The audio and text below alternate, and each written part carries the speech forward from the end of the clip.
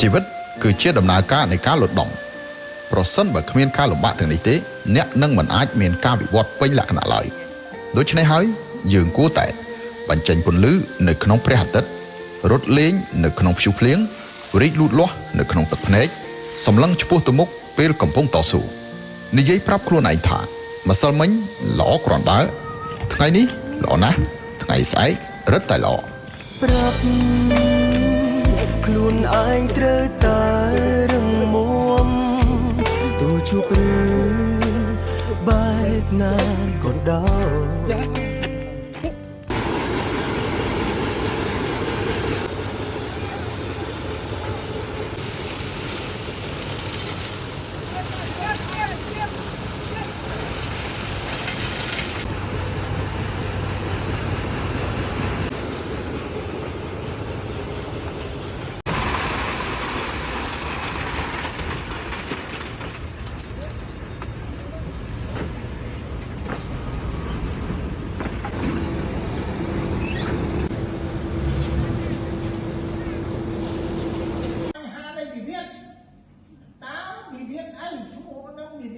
វិវាទរួមឬក៏វិវាទបុគ្គល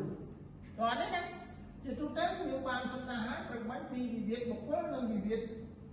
រួមជាទូទៅក្រុមប្រឹក្សាអាជ្ញាកណ្ដាលយកដោះស្រាយតែវិវាទរួមទេហើយ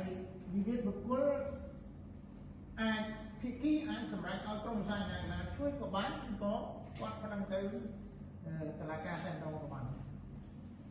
ហើយពាក្យថាយុទ្ធនាការអំណាចយុទ្ធនាការរបស់ក្រុមប្រឹក្សាអាជ្ញាកណ្ដាលនេះ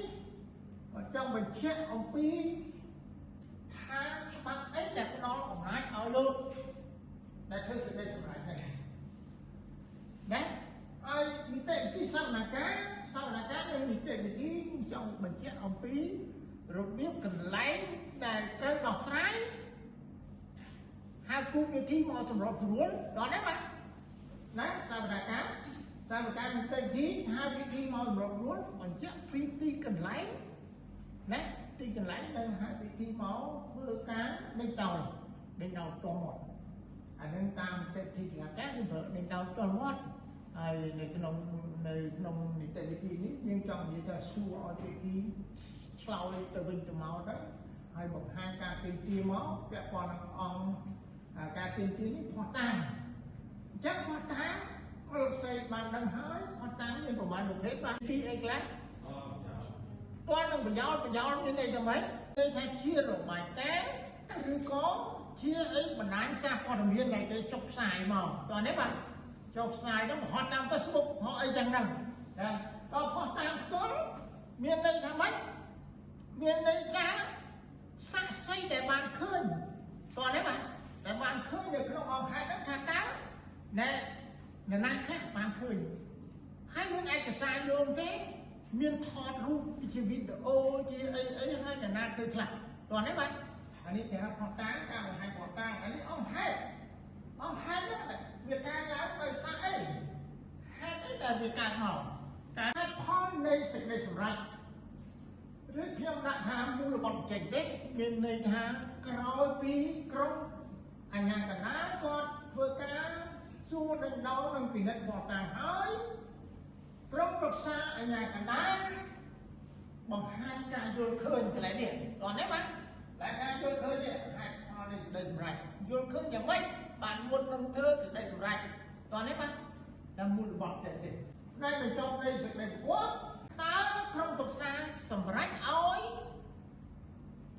ភាគីនយោជកសងប្រមាណ%សងប្រមាណទៅឲ្យកម្មករយោជិត